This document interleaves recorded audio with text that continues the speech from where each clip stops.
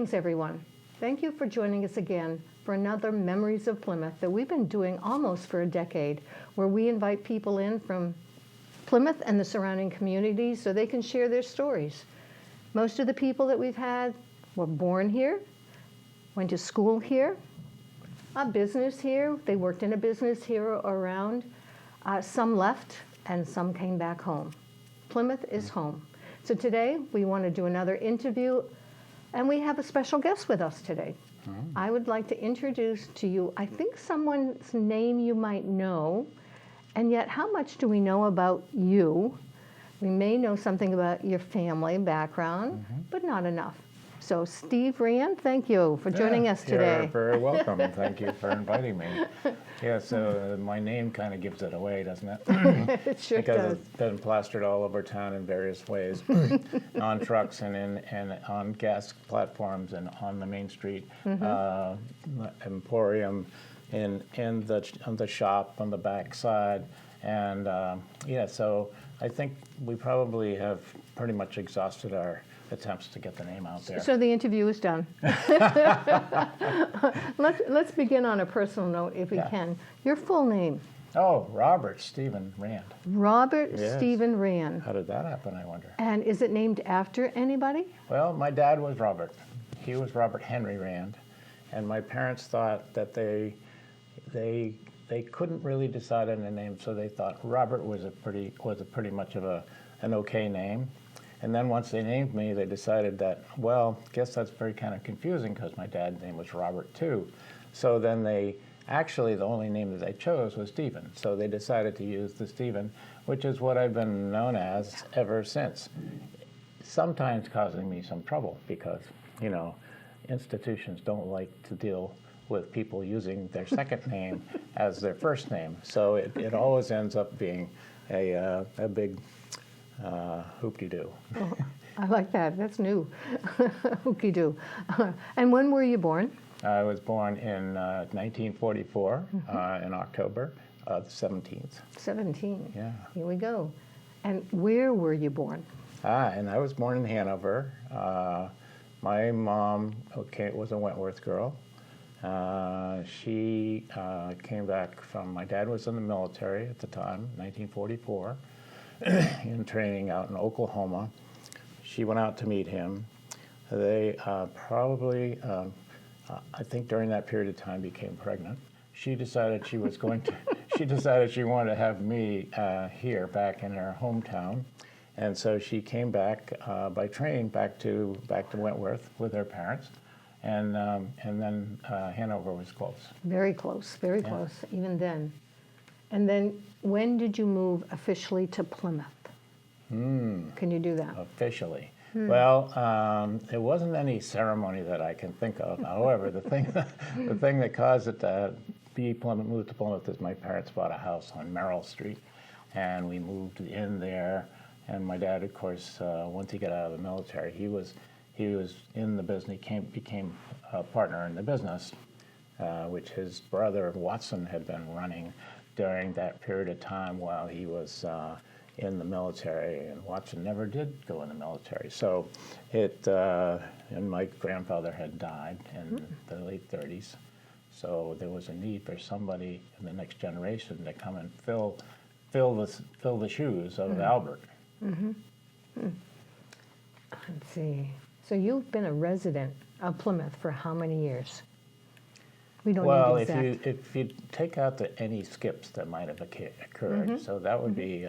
So I am 80, almost one. So that would probably be 79 years minus the skip. Right? Wow. You have stories to tell, sir. I'm ready for some of them. Well, I could tell one or two. You have to be careful about a few others. Let's talk about your education if we can. Yeah. Elementary school, middle school, high school. Well, I have to watch it.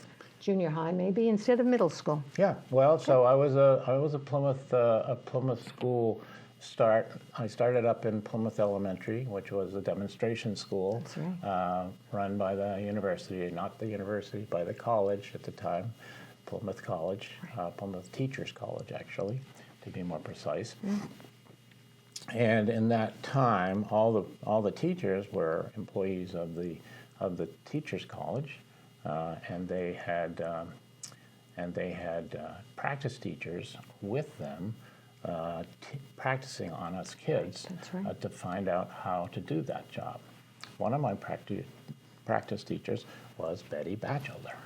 And in the 4th grade, Betty Batchelder was and actually her name at that time was Betty Haywood.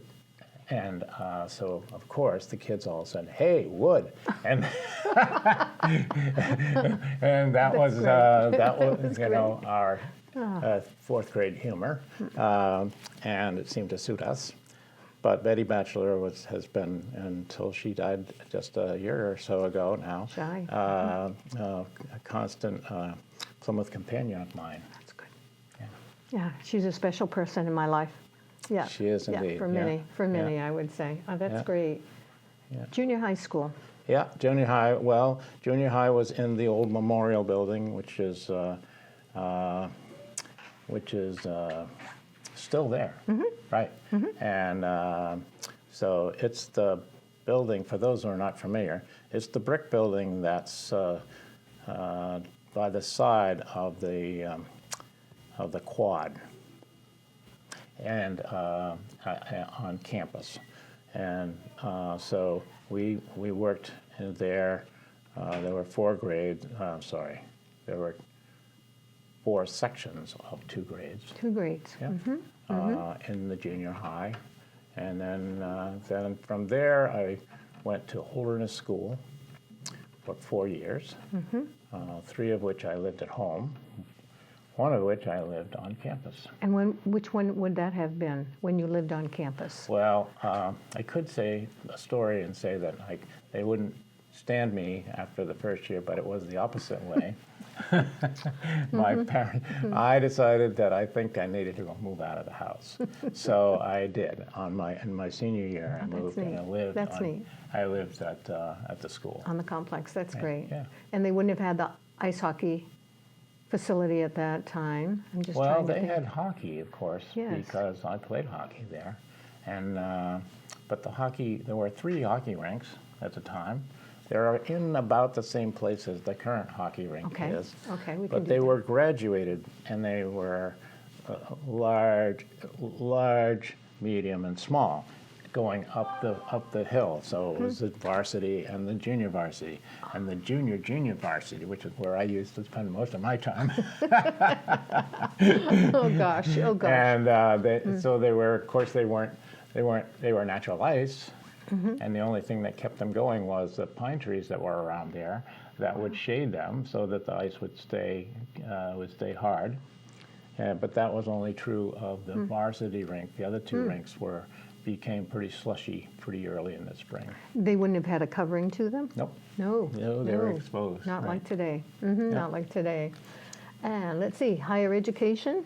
Did you Yeah, then I pursue went to it? Colby College after that, and up in Maine, and then I had a stint in the Army after that because I graduated in 1966, which was right in the middle of the buildup of the Vietnam War, and so my number was up, and I knew it, and I decided I would be proactive about that, so I enlisted, and I got a contract to go to OCS and become a quartermaster. What's OCS? Officer Candidate School. Right. And where would that be? It was in Fort Lee, Virginia. Right. So we had to travel. Yeah. So I traveled around. I went to Fort Dix for infantry for basic training, and then down to Alabama for advanced infantry training, and back to Virginia for that. And then my final training before I actually went off someplace was I went to the unit mess officers school. You know what a mess is. It's a cooking school. It was a cooking school, I'm there right? with you. So, and we created some messes, but the people seemed to be satisfied with our pies, and I learned how to garnish. I had to garnish various things with vegetables. Was it and a so on. 2-year, 3-year, 4-year stint? Yeah, that part was just about like 3 weeks, something like that. That section after. was, okay. Yeah, that was just something for us to do to That's stay out of neat. trouble That is between neat. when we finished OCS and we were off to our assignments. So right then, in the middle of the whole Vietnam War, my unit, my company, of the 25 or 6 guys that graduated, all but 2 of them went to Vietnam, and I was one of the 2 lucky ones. Wow. I was sent to Korea, right in the middle of the Vietnam War, which was a surprise to me. But my order said APO San Francisco, so I thought I was going. Wow. And so I spent some time there as a petroleum staff officer. I was in charge of rounding up all the information and the orders for all the petroleum terminals that we ran in the peninsula, Korea. And the Army, the U.S. Army, was actually the conduit for all of the petroleum products in the country, including the civilian. Wow. So it was a big job for a young guy, and I think probably it helped me. Are you an organized person? Well, yeah, it depends on. Yes, and sometimes. Well, from what you're telling me, you would have to be organized Yeah. to do that position. Yeah, I learned a lot about spreadsheets and about how to manage orders and to keep track of the people that worked for me and to make sure that we had a lot of numbers to manage. So we had to report on how much fuel we had, how much, and do the math. Wow. So the big tanks were measured with long sticks. You stick this down in there, and you see, and then you measure how much liquid there is on the stick, and then you multiply that times pi times d. See pi square pi d, and then that gives you the cross section, and then you multiply that times the height, and that gives you the volume. And so that set you up for so many other positions in your lifetime. Yeah. I'm being a little funny. Okay. Not exactly, Okay. no. But, Okay. There was some organizational skills that I learned. That's And I tried to apply to varying degrees of success because military organization is really not like real life. Okay. And it is a framework, but it doesn't necessarily work in the civilian department. So after the military, you came home? No, after the military, I used my GI Bill to get a degree, another degree, a master's degree, at BU. Me too. So, yeah. Oh, you did? Yeah. Oh, that's cool. Huh. Probably a little bit later than you. Maybe a little later, yeah, so it was, I got an MBA there, and I lived on Breeds Hill in Charleston, and I commuted every day. I had a job. I was a what do you call that? I had a fellowship, not a fellowship. I had a workership. Like an assistantship? Yeah, that's Yeah, it. Thank okay. you. Yeah. And so I worked for a guy whose specialty was multi-regression analysis. So, Okay. and which was a budding field at the time because, and I was in charge of putting the data into the machine, into the IBM machine, which meant typing it out on little cards, and then feeding the cards into the machine. Monotonous? It wasn't exactly like. It wasn't a high skill situation. High volume, but low skill. How'd you like Boston, the area, compared to our home, Plymouth? At that time, it was a pretty heady time in Boston. It was the Boston Bruins. Bobby Orr was at his height. It was a wonderful time to have been there for a couple of years in Boston, and it's a lot of life around there. And of course, I met my future wife. Actually, before I left the Army, but while I was at grad school, we were still cavorting. I hope you're listening, Lynn. So it was a grand time, you know. Good. Young and the world was pretty much free to be developed for me. Okay, so I'm going to switch a little bit. I'd like to talk about business. I'd like to go to Rand's. You want to go? I would like to know about how it started. Who were they? What was your part of it? Yeah. Yeah, okay. So Rand's Hardware is actually a 117 years old now. Founded in 1908, if I get that right number, I think right. In 1908 by my grandfather Albert. So when you see the sign, it says A.M. Rand. It's Albert Matthew Rand, Albert Rand.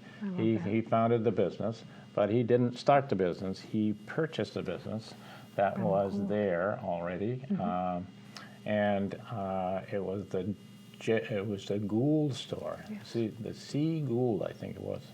So, and Gould had been there in business since, best I can determine, 1870 something.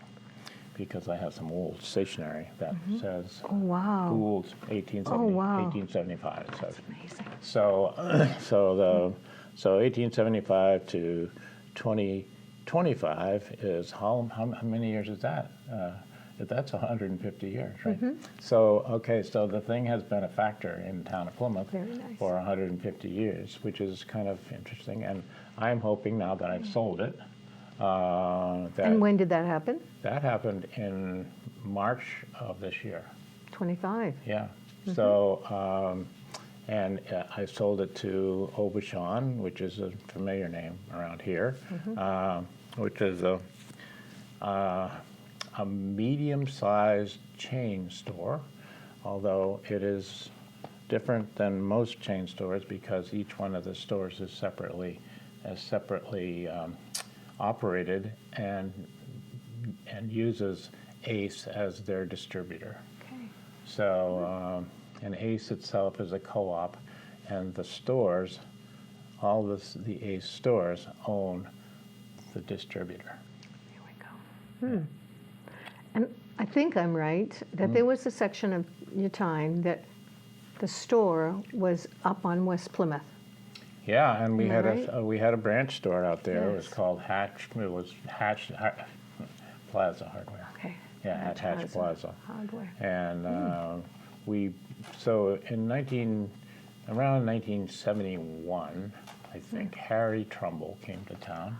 Yes. Harry Trumbull was the son of Margaret Trumbull, who was a hardware store operator in Hanover. And so Harry went to work with his mother, and I don't think it went that well, based on. Okay. So in 1971, he decided he was going to branch off himself. So he came to Plymouth and rented a space from the Drucker Company in the Hatch Plaza, and started a store there. And in 1979, Harry Trumbull came walking into my office, and he said, well, yeah, I've been doing this for now 8.5 years, he says, and it's frankly not going all that great. He says, and I want to sell the store. And I'm thinking, who can I possibly sell it to? And he said, well, but I thought of you. So I said, well, that's an interesting, Harry. Let's talk it over, and we did. Chad. And then I became a tenant of the Drucker Company, which was quite a challenge. And we ran that store and expanded it for almost a little over 20 years. Wow, that's great. That's great. Yeah. So in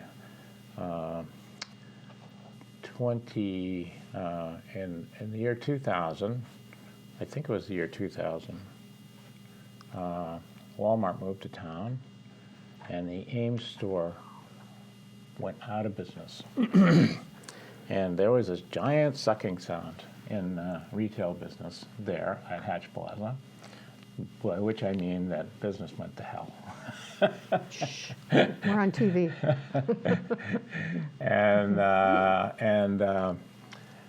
you know, just by the luck of the draw, when the guys that wrote the lease for me were writing the lease, they said, you know, what you're paying for here is you're paying for proximity to these big stores, right? So what would happen if those big stores went out of business? And I said, well, it would be really bad for business. They said, well, why don't we write in a release of your release for your lease in case that should happen? And sounds good to me. And they did it. And guess what? 20 years later, Hatch Plaza, the grocery store was still there, but Ames went out of business, and they were empty, right? Wow. And for over a year. And so at that point, I was able to break the lease, which was pretty sweet, actually. But it caused me a lot of work because we had to reimagine the downtown store, which at that time was very much mostly an upstairs operation. Okay. And then what we did was we drove some skid steers into the cellar and started taking re-engineering the cellar so that we'd have a second floor to work from. Good move. Well, yeah, it gave us, I think we have 16,000 square feet in that store. So, and half of it is the downstairs space, which before that had all been used by our plumbing crew operation.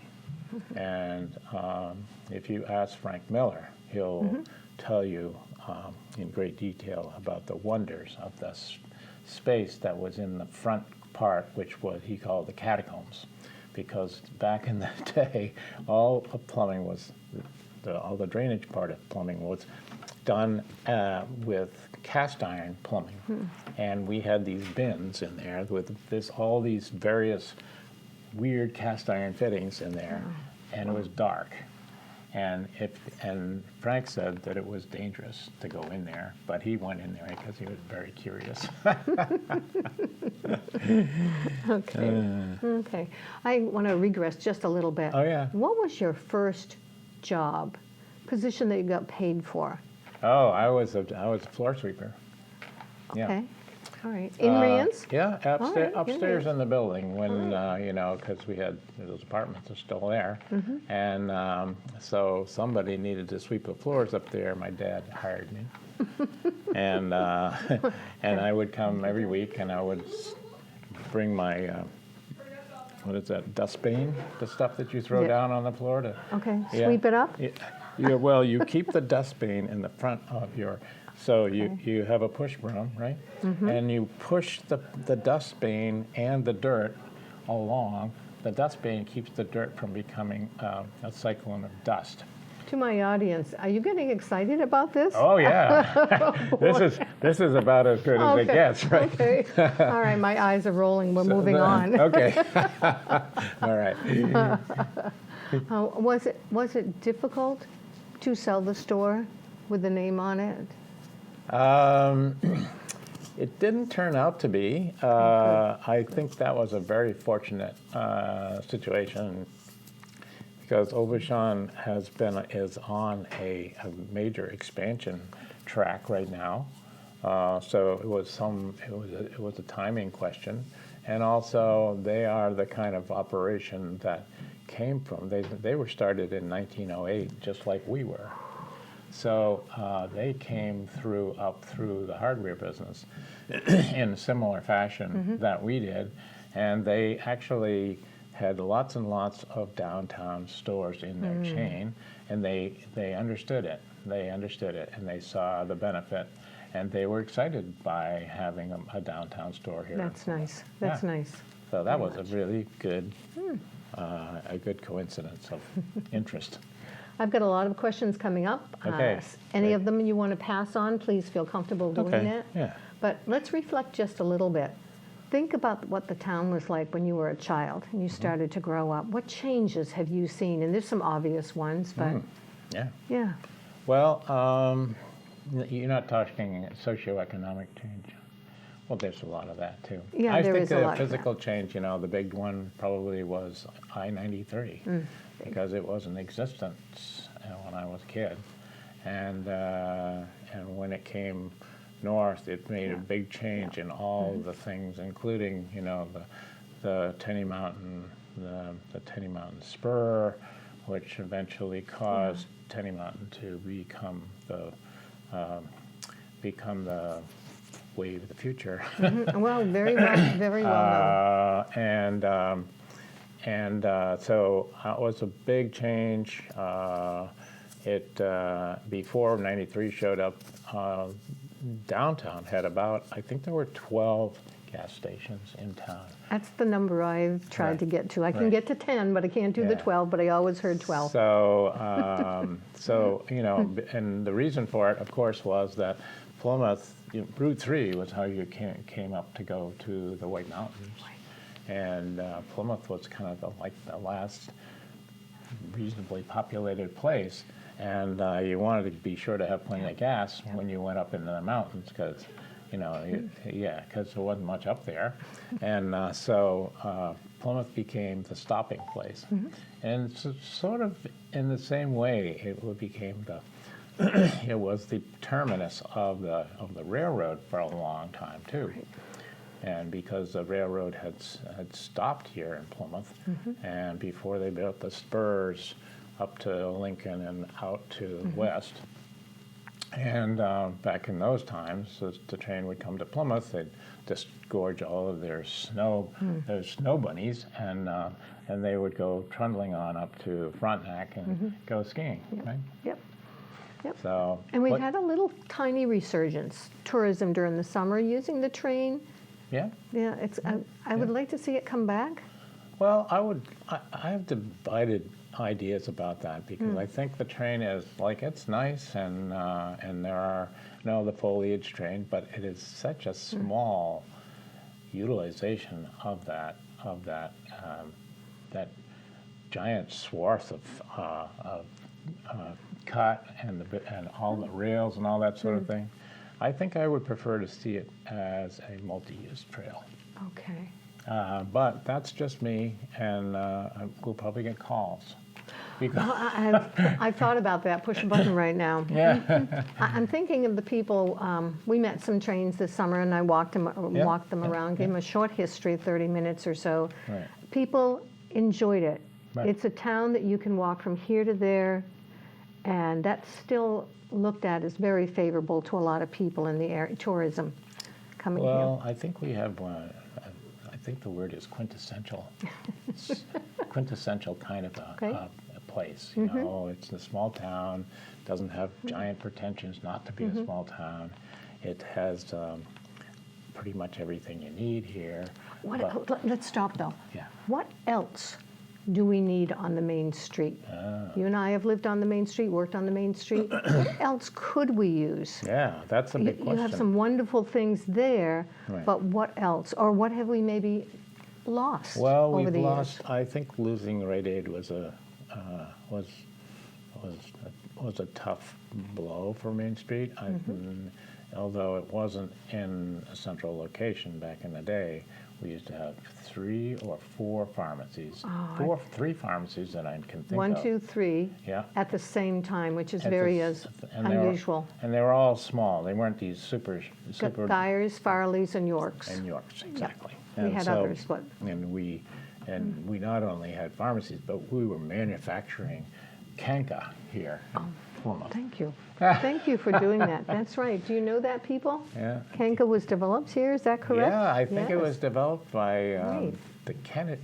Who's the guy's name? Kennedy? Kennedy, I think it was. Yeah. Maybe And one of the And he brothers. owned the Geyers, and he came up with this concoction to keep your Cankersaurs from getting out of hand.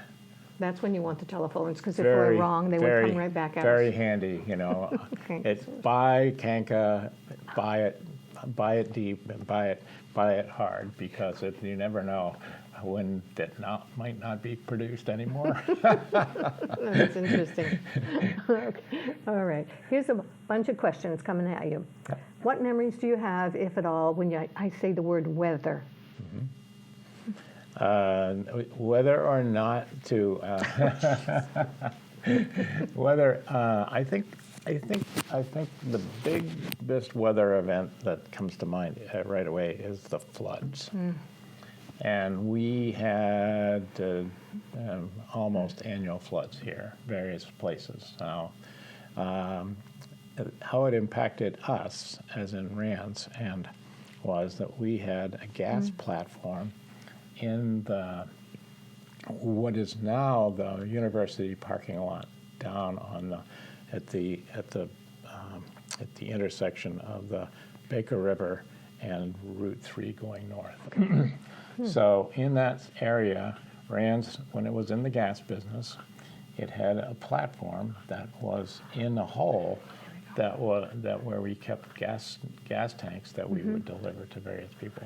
Well, when the water came up, the water would come up, and the gas tanks were standing upright, and the water would come up and would come up a little further and come up a little further. At some point, the gas tanks would no longer stay upright. They would flop over, and then they would start to float off.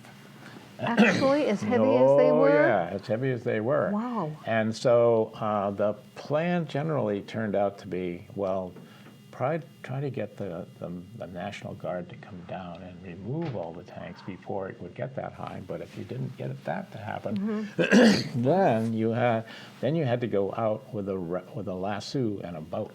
And you lasso the tanks and you pull them along behind your boat. It's like, I want to have a camera right here. Well, we have but some pictures of it, Watt and Bob Rand and the gas guys would all be out there in this little silly boat with their lassoing not exactly lassos, but there was rope, and they could pull maybe 6 or 8 of those tanks behind. They had to pull up to shore, then go back and get some more before they all went downstream. So when you heard the forecast of weather, all right, flooding possibilities, you had to think twice. Wow. Well, right, yeah. Wow. And then, of course, I was a skier, and weather, of course, the snow was always an important part of my skiing life. And but I actually started skiing on Frontenac, which at that time had a rope tow on it, and it was on one side, and on the other side it had a T-bar. Wow. And so I learned to ski there, and then I graduated and went up to Waterville, up to the big time up there, where they had another rope tow. They did, actually. Yeah. I wonder what the cost was when you started to ski at Frontenac. Man. Oh my goodness. No, just thinking. I don't know. But I'll tell you what, Bill and Betty Batchelor ran that ski area when it was first opened. And I don't know if people know that necessarily, but they were a young couple. I don't know if they were married or not. They probably were. And they became the managers of the Frontenac ski Both of area. them. Yeah. Interesting. You should bring in Mary, ask her more stories about that. If I said fires to you, what comes to mind? Well, the one that I was the most involved in was the fire at the Congregational Church, which happened when I was a trustee at the church at that time. And the fire, well, I'll just briefly describe it. So the church is next to the town hall, which used to be actually the courthouse. And in the cellar of the courthouse was the police department. And the police department would park their cars in the parking lot between the two buildings with their facing into the church. So there was a young man named Billy Bottomley who had got in various kinds of trouble in the town, and he was not very happy with what the police had been doing. So he decided he was going to set the police car on fire. So he did. He set the police car on fire, and up it goes. And of course, it is next to the church building, and the church building catches on fire on the outside of the clapboards, and then it goes straight up the outside of the building, and it goes into the soffit above, and it goes straight up to the steeple, and it comes out as a giant torch. So the building burned from the top down. Yeah. So it melted everything up on the, there was gold leaf up there. Oh, that's terrible. Yeah, and it melted everything.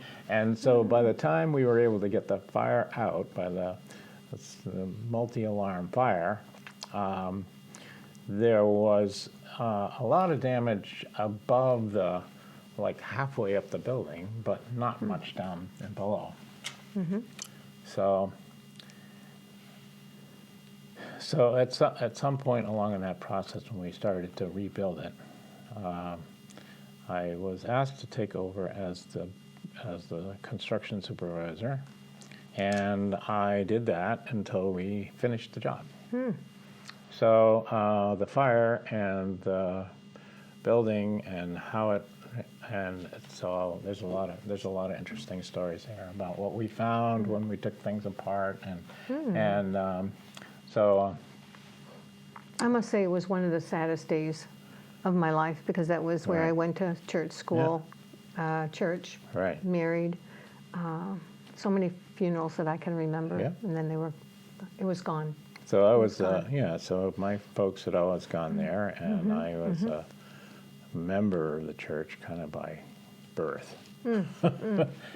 And so in the church, on the wall in the vestry, there's a plaque there that has a copper penny in it, which with a description on it that describes where that copper penny came from. And where it came from was under the armrest of the old church pews. When we took it apart, there under the armrest, in a little place that had been excavated for the purpose, there was a copper penny. Oh my and goodness! It had the date. Date? Yeah, it had the date on it. I don't remember what the date was. Sorry. You have to go to the church to find out. Which one? Which one? Wow. Wow. And so there it was. So when we reconstructed it, we did the same thing. And up there under one of the armrests, we don't know. I can't tell you where. One of the armrests. One only. There's a 1963 penny. I love it. I love it. Next on my list, did you ever attend the Plymouth Fair? Oh yes, yes. I was a good, reasonably frequent fair visitor. I loved, like everything that kids love, the cotton candy and the the jalopy races and the. What was your famous, best, most fun ride? Oh. Can you have one? It scared me to death at that one that goes with the arms that goes like this. I forget, it was a tilt-a-whirl or something like that. Okay, it goes like this, but it goes up like this, and down. and then it goes up and like that. Yeah. Okay. Somebody's calling us in right now. That's what I remember being. That's neat. The best, but of course there were all the usual ones, the merry-go-round and the Ferris wheel. And whenever we drive by, we always make the comment about the Plymouth Fair. If we're going up Fairgrounds Road, you can't help it. No, it you is really can't. It's so the thing is, it's interesting about that because that fair was there. It was a state fair. Now, why was it a state fair, do you think? Well, they always said it was the oldest state fair. So what was it? It was the first? It was the Grange, the state Grange that started it. It was the state Grange Fair, actually. It wasn't the state of New Hampshire fair at all. It was a Grange operation. And so in that sense, it was the state fair. Nice. Little history there, people. Yeah, you can. Enjoy it. Family and friends. Yeah. Was there an event, happy or sad perhaps, that just still stands out? Someone's birthday, funeral, wedding, something that touched your heart? Lots of them, my dad was the treasurer of the Churchyard Cemetery Association, which is the cemetery over in Holderness, next to Holderness School. Trinity. And he did that job for over 50 years, and I remember the voluminous files that he had on everybody who ever got planted there. Oh my gosh. And so he kept track of all those people's, all those names. He would occasionally be called upon by the trustees to see if he could raise some money so they would be able to maybe take care of the trees that were overgrown. And they had the fences that are there and lots of the things, and the little church. With the little church that's there, after which I assume it is named Churchyard Cemetery, right? So, and a lot of stuff that needed maintenance, and then of course they had the perpetual maintenance thing, which was taking care of the grave sites and all that. So, Right. I don't know if that answered your question, but that's what came Is to mind. perpetual would mean, do they do it on a yearly basis? Perpetual means forever. Well, on a yearly basis. They do it yeah, Forever. whatever it needs it. Wow. I don't think Wow. they shovel snow, but Let's go. People, let's go back. People in town that have affected you. Was there a person or two that said something, did something, and it really affected you? Maybe changed your life? yeah. Could be family, but it could be a friend or acquaintance, somebody you worked with. There were people, boy, every era had its own people who would do that. So I was thinking about a guy like Ken Maurer, who was a teacher at the junior high, and he was my science teacher. Wow. And he was a guy with immense energy, and he also was kind of like a friend of the family, but he was also my shop teacher, and he was a skier. He had been a 10th Mountain Division guy, and Wow. he had all these unique, interesting qualities about him that made him like very interesting to me, and he was engaging, like and he was a man, which I hadn't had a lot of men coming up through elementary school. Oh, right. So, Very good. I think Ken Maurer was, he was a guy who had lots of sayings about doing things right and doing things, doing things the right way, and don't skimp on this, and have That's be nice. strong and be, it's kind of like a Boy Scout of a sort, although I don't. It's one thing to say it, but you must have seen it by his acts. You did, yeah, Very good. because he was constantly, he was a helping guy, he's a helping person. He had immense interest in all the kids. He would stop and work with them on whatever project they were working on. Later, interestingly enough, the guy who went off to, he went to work at BU, became a professor at BU. And he was there when my wife, Lynn, was going to BU to become a teacher. And, Wow. and he taught her audio visuals in the audio visual class but later on. So, like, geez, that was like rare coincidence. Huh? Wow. Wow. Yeah, All yeah. the way down there. We've had a few celebrations in our time at Plymouth. Do you remember anything about one or two? I had written down, 1963 was our 200th, and 2013 was Yeah. our 250th. Yeah. 1913 was an interesting year. I wasn't around. Okay. But I have a very interesting picture of 1913. which was not too long after Albert Rand came to Oh, town. okay. So he came in 1908. So 1913 was the 150th. whatever. Okay. Yeah, and the town was bunted out in great style. And there's this wonderful picture on my wall in the office of him standing there in his coat and tie with his help on the thing. Okay, now let's move forward about 100 years. 19. Let's go. 19. What would the next one? What would be the semi-sesquicentennial? The 250th. 250th, What I year? wrote it What year down. is that? 2013? Oh yeah, 2013. I wrote it down. Yeah. So of Didn't course, have to do math. 2013 turned out to be that I was the chair of the anniversary celebration committee. And it was complex. It was an interesting job. I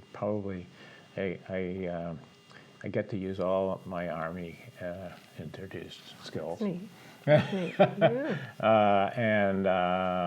There was a lot of organizing. There was a parade, and there were the car show, and there were walk around historic home tours. That was fun. And there was a play, and there were concerts down on the river. Oh, yes. Yes. And it was a big deal. I mean, I'd say it was a big deal for a small town. And I think, and lots of my memories are around, how much people enjoyed themselves.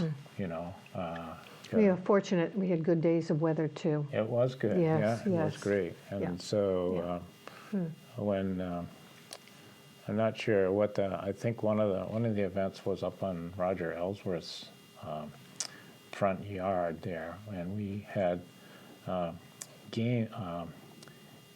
ancient games that would have been played by kids in the colonial times. Good memory. And there was a fellow who was around here still who brought some hoops and sticks, and taught the kids how to move a hoop with a stick. With a stick. Yeah, kind of simple, but it was. Well, audience, interesting. can you remember how to hula hoop? Oh when yeah. was the hula last time hoop, you've done yeah. that? You can come and demonstrate. Maybe Louise will have a special session. Oh, that would for might be people- nice. If for you come, I might come. People That would want be to fun. show their skills. I'd have to practice beforehand, but did you have a best friend at some time? Yeah. Oh yeah. Well, several, but the one that sticks out is probably Chucky Bowie. Chuck Chuck Bowie. Bowie was my classmate. He was a diversified person. We played sports together, and we did Boy Scouting together, and we liked to go out, have outdoor activities. So the time that I remember, one of the most interesting times was when he and I decided we were going to hike up into the Lincoln Woods. So we are without any parents or anything. So we packed our packs, and we had food in there, and we had How did you get there? sleeping bags. Oh, how did we get to the trailhead? Oh, I don't know, probably Julie Rand. I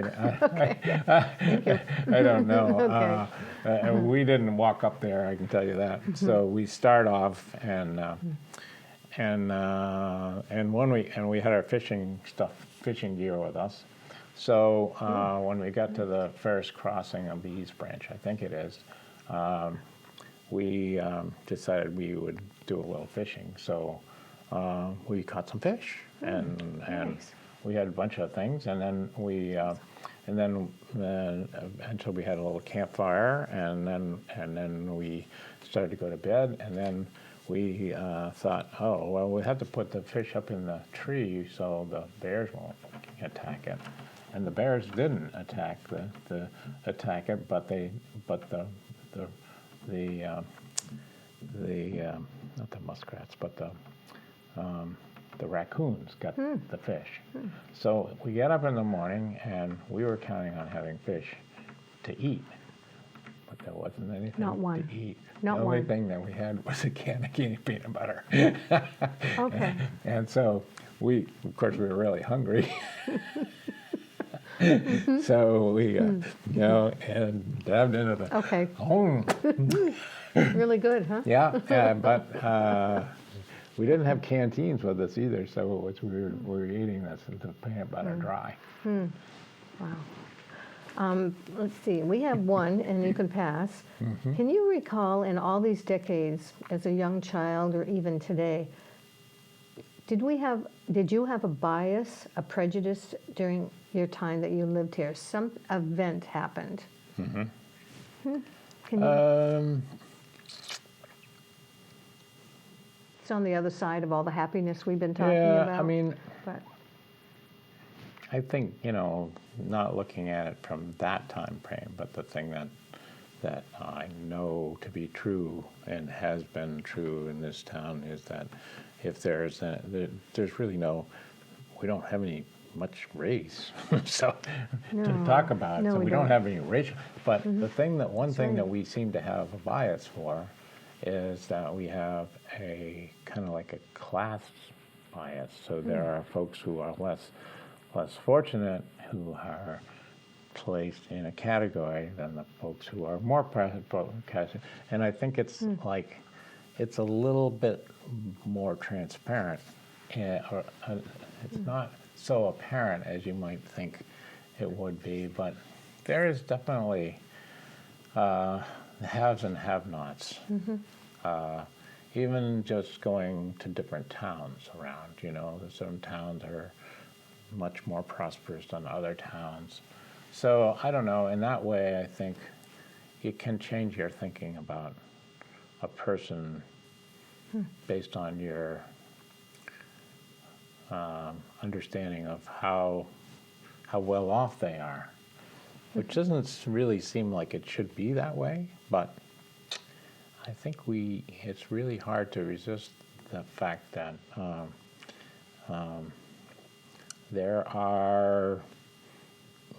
there's lots of differences in opportunity and differences in education and material well-being and education between the folks with different income levels.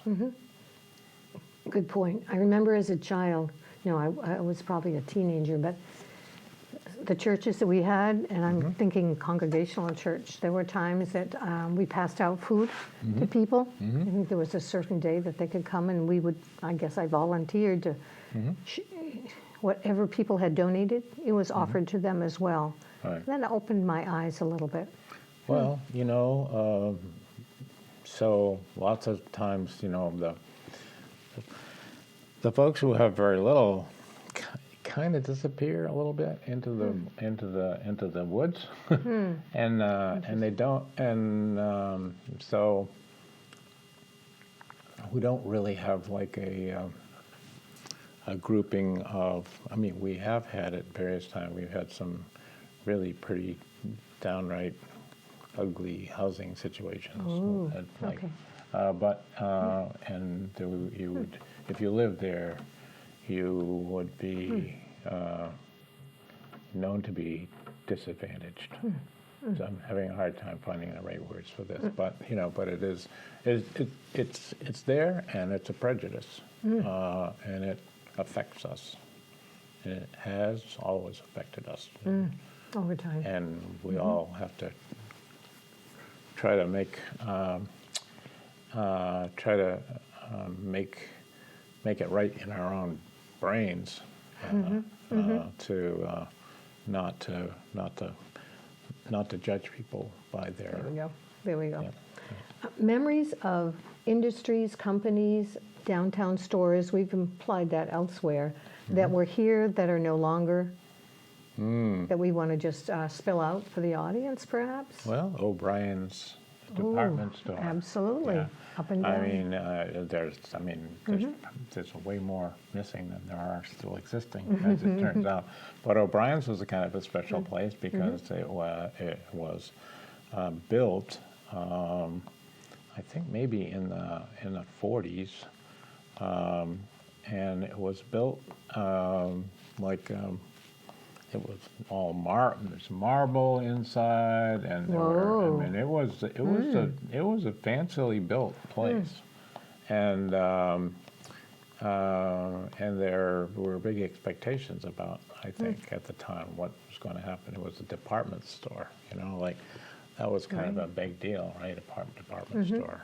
And what replaced it over time? Well, right now that space is occupied by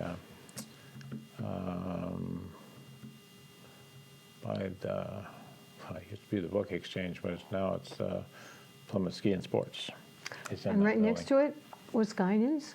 Upstairs, downstairs? Guinan's was, Guinan's was most recently upstairs, but it started out actually Downstairs.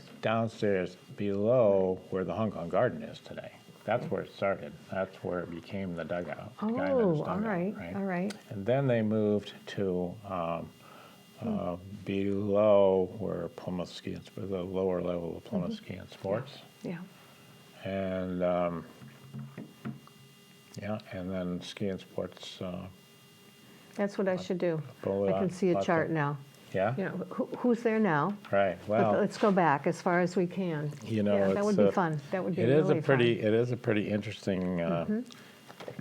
Pretty interesting to follow the bouncing ball there because you have, everything. So when I say that there's hardly anything left, I can name the ones that aren't there anymore. There's no Noise Insurance. There's no Anderson's Bakery. There's no Saliba's shoe store. There's no Adams Market. There's no Style Center. There's no Blake's Restaurant, right? There is Chase Street Market, which wasn't Chase Street Market at the day. It was Volpe's. right? Yeah. There were two of them Yep. way back when. And then after that, then it was the O'Brien store, and and then it was Richardson's. Denny's Esso, and Here we go. all the different all the gas stations. I that have we no more had. fingers, so Yeah. there's quite a few changes over time. So right, yeah. So Yeah. it's a pretty big wholesale transformation, honestly. It was. Got Let's see. Rand's is still there. That's good. Reen's is still there? Yeah, Rand's is still there. I saw that. I'm going to ask you, you have something here in front, and if you'd share it with the audience today, and Yes. maybe that has a little story that goes with that too. So speaking of Rand's, Rand's Hardware, where am I pointing this thing? Right there would be fine, where Right I'm there. showing. Okay. So this is a bunch of us standing in front of Rand's. The people that you would be looking at me here, if you can make your comparison and don't laugh. I had hair. It was dark at the time. And then over here was my uncle Watson and my dad Robert, and they were. So we were all in business together after I got back here in about 1971, and after the military and school, and so this was probably 75 or something like that, and these big letters were made out of metal, and they were painted, and they were put on the front of the store twice. In case you didn't get it the first time, you would get it Rand's again over here. Okay. And the Ingenious. the overhanging sign says American Hardware Stores, which so Rand's has been through a whole series of affiliations with various hardware suppliers and co-ops. So it started off as A.M. Rand Company, nothing else. And then my dad, when he was early in the business, he got wind of the idea that he could join this co-op, which was called American Hardware Stores. and which became Service Star, which became True Value, which became which is now so over the years this sign has changed a lot. That sign right there, because every time we got involved in it with a new co-op, it would be so today it's Rand's Ace. Rand's Ace. That's the newest. That's the newest version of Rand's Hardware. There you go. And just before that, it was Rand's Do It Best. I have one more question, and I usually use it when we're finalizing our program together. If you were to share something with future generations, they were in front of us right now, what advice might you give them? What information might you give them based upon your past experiences, your age? What would you say to them? I would say for people who live here in Plymouth, be proud of your place, because this is a special place. Yep. There's no other place quite like it. Your friendships, your connections, your ability to move and maneuver around in this space is really, really special privilege that you have, because it's not like this in other places. And I think a lot of times the younger people don't find that out until they've actually tried around at different places and then come back here like you and I did. I would agree. Right? I would agree. So this isn't going to change your viewpoint until you actually get the comparative and find out that not every place around has the capacity to be warm and welcoming, and a place where you can relax a little bit and feel like you're at home. This is home. So that's kind of like, I would like to leave that little message right there. And I would like to thank you for your attention to In the last our hours? funny stories. And, I like to talk about this kind of stuff. So one of the really wonderful things that happened to me with the Aubergine takeover is they said, do you want to keep your office? And I said, you're darn right, that would be wonderful. So that's why I see you there a lot. So I am still in the store a lot. I don't have a job there really, as it's not my operation anymore, but I do have an office there. And I'm invite all my friends and acquaintances to come by and say hello. I mean, it might not be there, but if I am, it'll be fun to see you, and we can swap some stories. I like that. Yeah, that's great. And I think that's a good time for us to end. Yeah. And Steve, thank you. Thank you for coming and sharing some stories about how wonderful Plymouth and the surrounding communities are. We are fortunate. So I want to do this one more time. Okay, Louise. Thanks very much. Thanks for doing this too. But very fun. I know this takes a lot of time and energy, but it is so worth it. I've said it before. I think of the people, the names that I knew, and because of this, I got to know them. Yeah. So I'm very privileged to have it. Thank you, people, for listening to us. I must say, we are leaving this room. It's been a very frigid day outside. I hope it's warmer where you are watching us, but we'll see you soon. Probably not for a few months. It is now getting close to Christmas time. We're going to take a little hiatus there. And if you're interested in partaking, there's many ways of doing it. We've done it online. We've had people fly in as far away as the West Coast. And if you're from town, of course. So thanks one more time. We'll see you soon. so long.